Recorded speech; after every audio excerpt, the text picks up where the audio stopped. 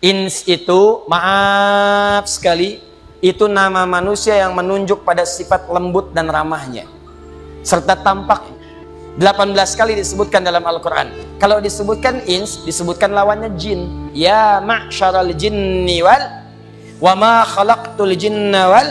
Nah, maaf ya, maaf sekali. Kenapa sering disandingkan jin dengan ins?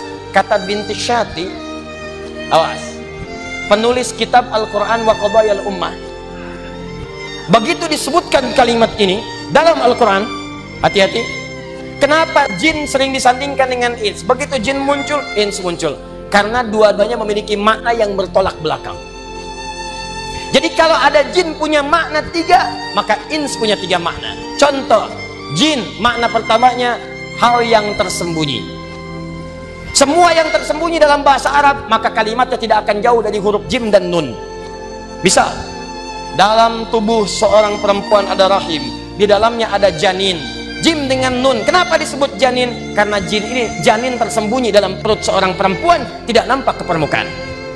Apa ada ibu yang mengandung kemudian kandungannya transparan kelihatan dari luar? Ibu itu kayaknya perempuan, ya tahu dari mana? Tuh nampak rambutnya. Janin. Tempat kita di akhirat surga. Apa bahasa Qurannya? Jannah. Kenapa disebut dengan jannah? Karena sekarang belum tampak di hadapan kita, tersembunyi. Jin, kenapa disebut dengan jin? Karena makhluk ini saat diciptakan oleh Allah tak nampak dalam pandangan kita, fitrahnya tersembunyi. Ingat nih, awas jangan salah, jin itu fitrahnya tersembunyi. Jadi kalau ada jin melakukan penampakan, itu jin sedang punya masalah. Saya serius nih. Apalagi manusia-manusia yang cari penampakan jin, itu kurang sehat. Makanya ketika Allah menciptakan kita disebut ins, sesuatu yang tampak. Silakan cek, jin lahiran nggak pernah kelihatan bayinya, manusia lahiran tampak bayinya. Tidak pernah ada perempuan lahiran suaranya kedengaran, sosoknya nggak ada. Mana bayinya? Saya juga nggak tahu. Tampak. Makanya kalau manusia yang suka tampak kelihatan, tiba-tiba sering bersembunyi. Masuk kantor sembunyi-sembunyi, masuk rumah pulang malam sembunyi-sembunyi, ke masjid datang sembunyi-sembunyi, duduk dekat kotak infak. Maka ini menunjukkan manusia itu sama dengan bukan, sama dengan sedang keluar dari fitrahnya. Itu pasti manusia sedang punya persoalan dalam hidupnya. Jin disebut jin, makna keduanya, maaf, satu dorongan yang seringkali menumbuhkan sikap kasar, tidak lembut. Makanya silakan Anda cek, jin tuh kalaupun melakukan penampakan, maka nggak ada yang lembut. Ya, mohon maaf, tidak pernah ada sejarah jin melakukan penampakan tiba-tiba jadi lembut. Mohon maaf Ustadz, orang kemasukan jin tiba-tiba lembut. Boleh nggak saya ikut pengajian sab pertama? Tidak ada. Orang kalau sudah kemasukan jin, kalau tidak mulutnya kemudian meracau, maka tindakannya mengacau. Sebaliknya manusia disebut dengan ins karena punya asli kata dari kata anisa atau al-anusa atau al-insiyah. Apa artinya? Sosok yang melahirkan kelembutan dan sifat ramah. Karena itu kalau ada manusia yang tadinya ramah, lembut, tiba-tiba berubah jadi kasar, pandangannya tidak baik, tangannya kasar, kakinya kasar, itu artinya ada yang salah dengan pengaruh sekitarannya sehingga membuat dia kehilangan fitrah hidupnya. Makanya orang yang benar-benar baik itu kalau terlahir sebagai manusia, begitu melakukan tindakan yang kasar, yang kotor, maka hati kecil pasti menolak. Nggak percaya silahkan. Anda kalau kita bersih nggak pernah berbuat salah, tiba-tiba terpikir berbuat salah, pulang dari sini tiba-tiba pengen coba pakai sendal orang lain. Begitu mau dipakai, maka hati kecilnya akan mengatakan, itu bukan punya kamu, tinggalkan. Bagaimana kalau saat kamu pakai, kamu diwafatkan oleh Allah Subhanahu wa Ta'ala? Makanya kata para ulama, kalau Anda ingin terfikir berbuat maksiat, bayangkan seketika akan wafat. Itu cara paling cepat meninggalkan maksiat yang dimaksudkan. Maka kalau orang sudah tidak berfungsi bagian diri kebaikannya, banyak berbuat maksiat, maka tidak ada lagi suara hati kebaikan-kebaikannya. Itu akibat pengaruh pergaulan sekitarannya.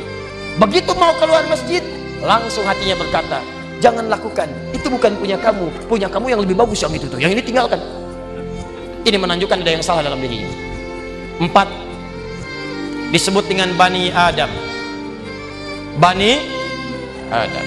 Kalau disebutkan Bani Adam, itu menunjuk asal keturunannya sampai ke Adam alaihissalam.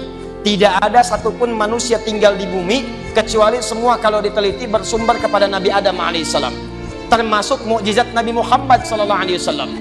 Kenapa kemudian beliau disebut sebagai uswah hasanah? Quran surah 33 ayat 21. Karena Nabi Muhammad itu dari sejak lahir sampai wafat, kata para pakar, tidak pernah ada sedetik pun berlalu dalam aktivitasnya kecuali menjadi teladan.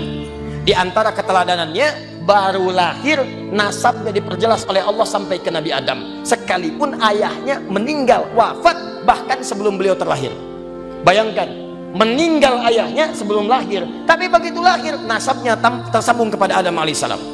Antum lahir, bapak masih ada, tapi nasab belum tentu jelas ke Nabi Adam. Kalau dicari lama prosesnya, Nabi Muhammad tidak. Gak nyampe 5 menit kita sebutkan muncul.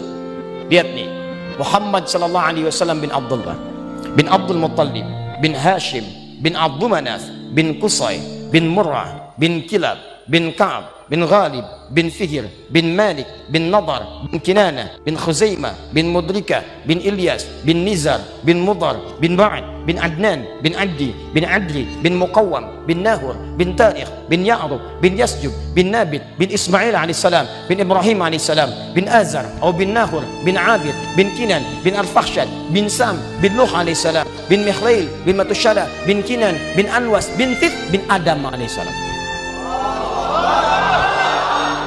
Ulangi, Nabi Muhammad. Makanya disebutkan kita dengan Bani Adam. Kalau kita gali, semua tersambung ke Nabi Adam. Ya, kalau ditanya kamu bin siapa? Bin umat Nabi Muhammad, nyampe ke Adam. 7 kali disebutkan dalam Al-Quran. Selanjutnya yang kelima disebut dengan Nas. Bashar, Ins, Insan, Bani Adam, Nas. Bashar 35 kali, Ins 18 kali, Insan 65 kali, Bani Adam 7 kali, Nas 241 kali. Tidak disebutkan untuk Nas kecuali menunjuk semua manusia tanpa kecuali. Besar, kecil, tua, muda, laki-laki, perempuan, kaya, cukup, semua An-Nas. Dan disebutkan satu surah dengan namanya surah 114, surah paling favorit bagi setiap muslim yang pernah tinggal di bumi.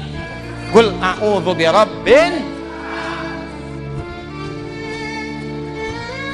Nah, kata Allah, kata min, artinya tidak semua manusia, ada sebagian daripada manusia itu. Quran surah kedua ayat 200, baru nyambung yang tadi muqaddimah. Nih, wa minan nas, min, setelahnya nas. Dan sebagian manusia, tidak semuanya. May yaqulu rabbana atina fid dunya wa ma lahu fil akhirati min khalaq. Ada yang berkomitmen langsung berkata kepada Allah, ya Allah, akhirat mah gimana nanti aja, sekarang kami urusannya dunia saja. Kalau bahasa bebasnya, ada manusia yang hidupnya hanya fokus pada urusan dunia dan tidak pernah berpikir tentang akhirat. Kalau Allah katakan demikian, itu pasti akan terjadi.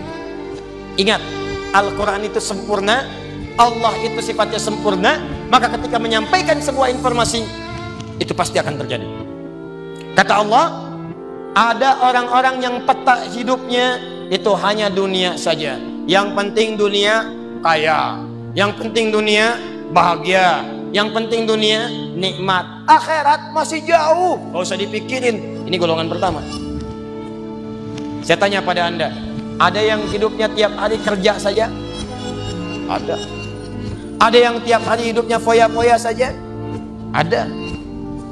Nah, ini menunjukkan bahwa ada manusia yang saat hidup itu fokus tujuannya hanya untuk satu alam saja. Dia lupa begitu meninggalkan alam yang pertama ini, dia sudah kehabisan bekal untuk alam selanjutnya.